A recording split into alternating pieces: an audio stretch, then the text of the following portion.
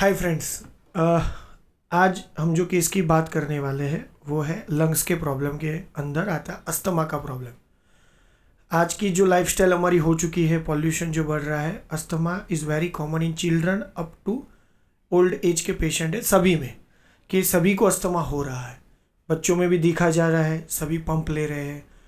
कई सारे पेशेंट को पंप कंपलसरी हो चुका है। कई कई को ऐसा है कि जब सर्दी होती है फिर पंप लेना पड़ता है अगर उसको अस्थमा अटैक आता है तो।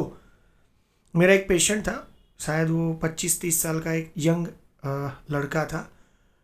वो पेशेंट था, वो जीआईडीसी में काम कर रहा था, तो बट ऑब्वियस है कि पॉल्यूशन के अंदर ही रह रहा था।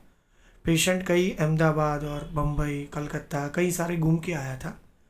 कई सारी ट्रीटमेंट लेके भी आया था, आयुर्वेदिक किया था, उसने नेचुरोपैथी भी किया था, लेकिन अस्थमा ठीक नहीं हो रहा था। और थोड़ा यूनिक भी था।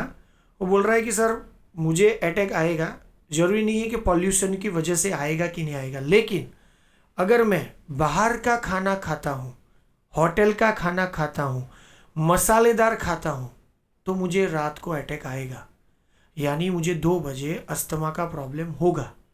ये थोड़ा यूनिक था। अगर वो ऐसे बोलेगा कि धूल मिट्टी से होता है तो मुझे लगता कि चलो ठीक है, लेकिन ये प्रॉब्लम ऐसा था कि अगर उसने बाहर का मंचूरियन खा लिया, नूडल्स खा लिया, भाजी पाव खा लिया, तो उस दिन रात को उसको अटैक आएगा फॉर वेरी श्योर। वो उसने मुझे बहुत अच्छी तरह बताया था। तो मैं भी सोचने लगा कि ऐसा क्या है।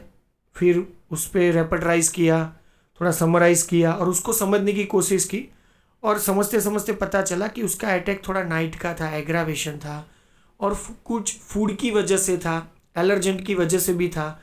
और ये सबको सम अप करने के बाद पता लगा कि उसकी दवाई थी, वो थी आर्सेनिक आल्ब।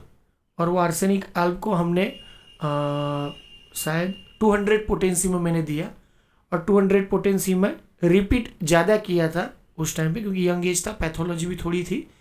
रिपीटेशन के बाद ऐसा हुआ कि उसका पूरा का पूरा वो जो प्रॉब्लम था सॉर्ट आउट हो गया।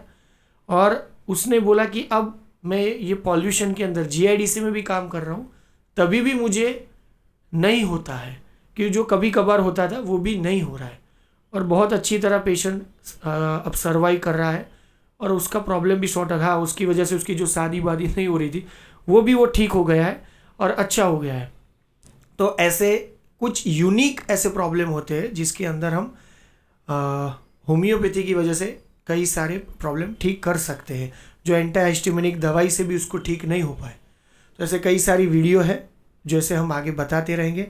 तो इस तरह ऐसे वीडियो देखते रहे, और प्लीज़ इस वीडियो को शेयर कीजिए, सब्सक्राइब कीजिए और लाइक कीजिए। Thank you.